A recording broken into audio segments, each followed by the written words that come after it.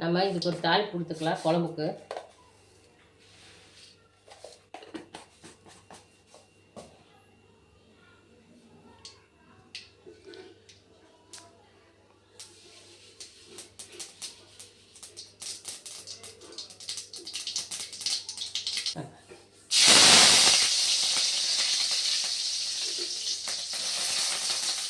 இதான் வந்து நம்ம கறி குழம்புல ஒரு தாளிப்பு கொடுத்து பாருங்கள். தாளித்து வச்சுருக்கோம். இதை எடுத்து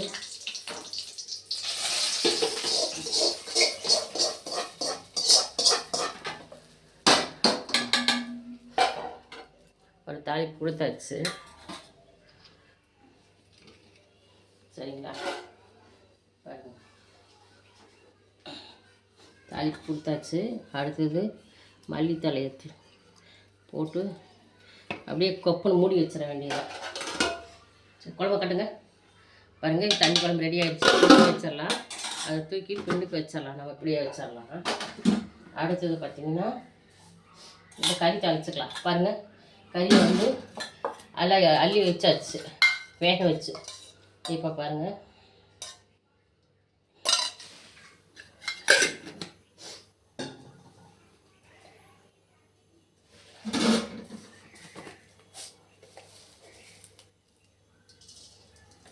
கடுகு போட்டுக்கலாம்.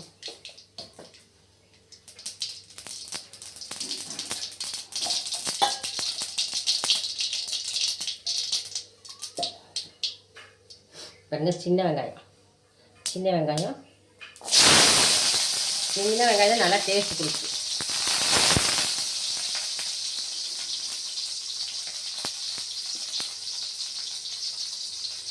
அப்புறம் ஒரே பச்சை வரமிளகாய், அப்புறம் கொஞ்சம் தக்காளி,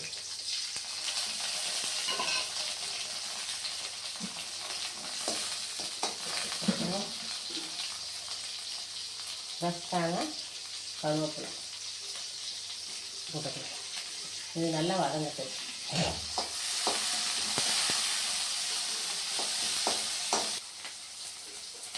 இது பாருங்கள், இதில் வந்து இஞ்சி பூண்டு பேஸ்ட்டு ஒரே கப்பில் வச்சுட்டேன். இது கொஞ்சம் சேர்த்துக்கலாம். இஞ்சி பூண்டு பேஸ்ட்டு ஒரு 2 வதக்கு வாங்கிட்டு, அப்புறம் மசாலா குழம்பு கள்ளி வச்ச மசாலாவே தான்.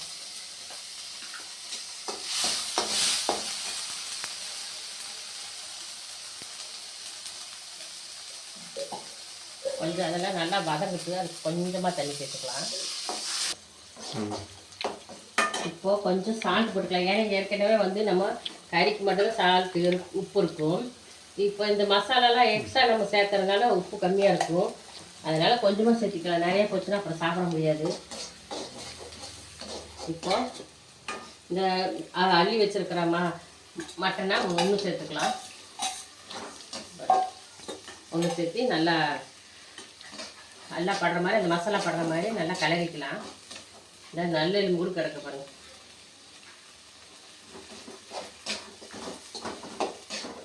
ஏன்னா ஈரல் போடுவாங்க. ஈரல் இன்னைக்கு மணியா வந்து தண்ணி இல்லாதனால மணியா சாப்பிட்டாரு. அப்புறம்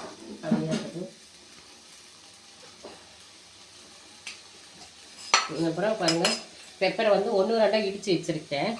பெப்பர் மிளகுத்தூள் அதை லைட்டாக தூவிக்கலாம். மலைச்சார்ந்த மாதிரி ரொம்ப வேண்டாம், கொஞ்சமாக தூவிக்கலாம்.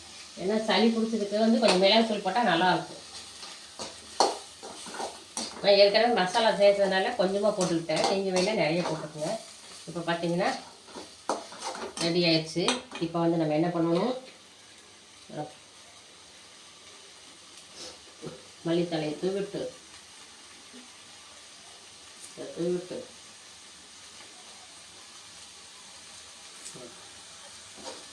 உரட்ட பருத்தி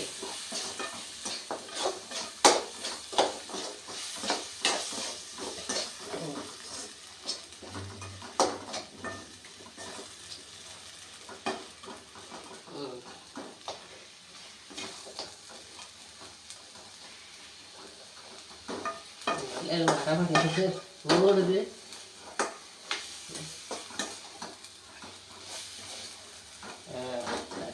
ரெடி ஆயிடுச்சா?